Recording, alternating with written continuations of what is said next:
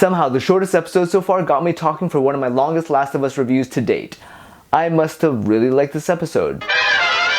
What's going on YouTube? My name's Jay Lee and I like a lot of stuff. Today I'm talking about the 4th episode of The Last of Us, and it is another strong entry into what's shaping up to be a pretty monumental season of TV. I've heard some remarks about this one being a bit of a slower, less impactful episode, and I agree that there's lots of quiet character building moments, but hey, we also get our first real firefight after the ambush scene this episode, so it definitely isn't all slow burn and dialogue. Speaking of ambushes though, I will be discussing some key moments this episode like the ambush and a bit of the ending. That is your one and only heads up, so here comes the review. I love this episode just as much as the previous 3.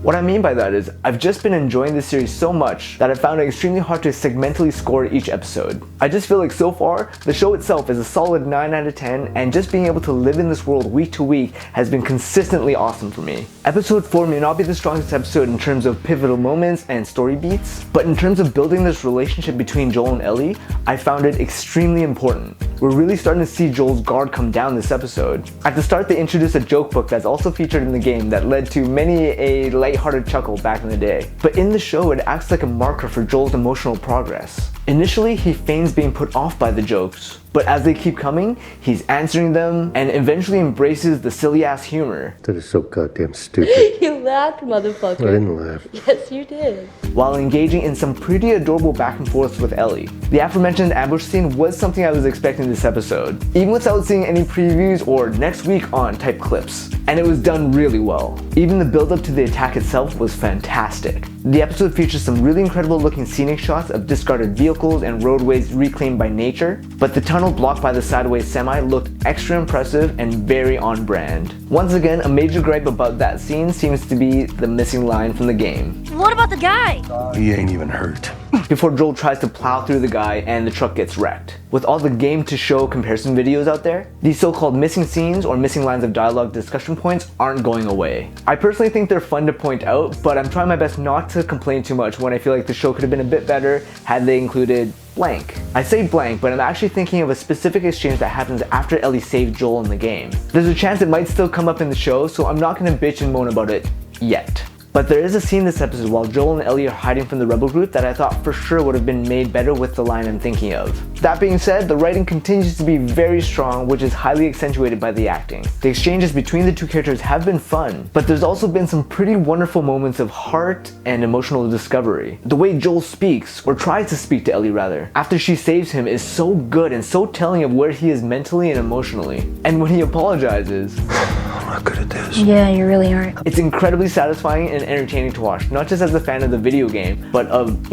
cinema. Before this, there's an excellent scene where Joel takes the truck off-road so the two of them can hunker down for the night. After some light explanation about why they can't start a fire and another outstanding pun, Ellie asks about whether or not someone might be able to find them out in the woods. Obviously scared, her question prompts Joel to not sleep, and he ends up standing guard all night.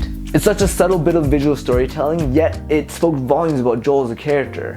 Really incredible stuff. And again with the subtleties, after Ellie has to shoot that fool Brian to save Joel, she quickly has to shut down her emotions and bounces back because she's in the presence of Joel and clearly wants him to know that she's not going to slow him down. She wants to impress him. She wants him to know that she's game and up to the task. I've been singing Pedro Pascal's praises since the beginning, but Bella Ramsey really has created a pitch-perfect Ellie for the show. And because of the more dialogue-heavy scenes this episode, it's been really great to see more layers and depth from her. There's also plenty of talented supporting cast in the form of a few of the attackers, and a special guest appearance by Jeffrey Pierce, who played Joel's brother Tommy in the game. The weak link, however, is a new character called Kathleen, who just felt out of place. As a leader of some rebel faction that took down a federal quarantine zone, the actress just seemed to lack the authoritative quality you'd expect of a separatist leader. There's a soft fragility to her voice and demeanor that I just didn't buy. Craig Mazin and Neil Druckmann have talked about that character intentionally being that way on the official Last of Us podcast with Troy Baker, so maybe there is a fleshed out backstory that lends weight to Kathleen as a character and why she appears so unbefitting of this role. One last thing I'll talk about is the crater that Kathleen and Perry hide from the others. It's pretty obvious it has to do with the cordyceps fungus, but is it the fungal network spreading into Kansas City? Or is it something bigger, perhaps more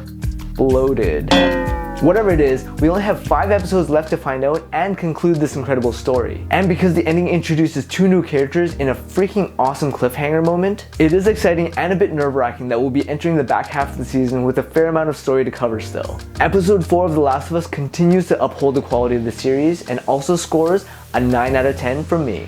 I heard the next episode is coming out early due to conflicting time slots with Super Bowl Sunday. If that is true, I should have another review coming at you much sooner. I also just watched M. Night Shyamalan's latest release, Knock at the Cabin, so hopefully I'll get that review up by this weekend. So, thank you for watching this week's review. I sincerely hope you come back soon to catch my thoughts on all the stuff I haven't talked about yet.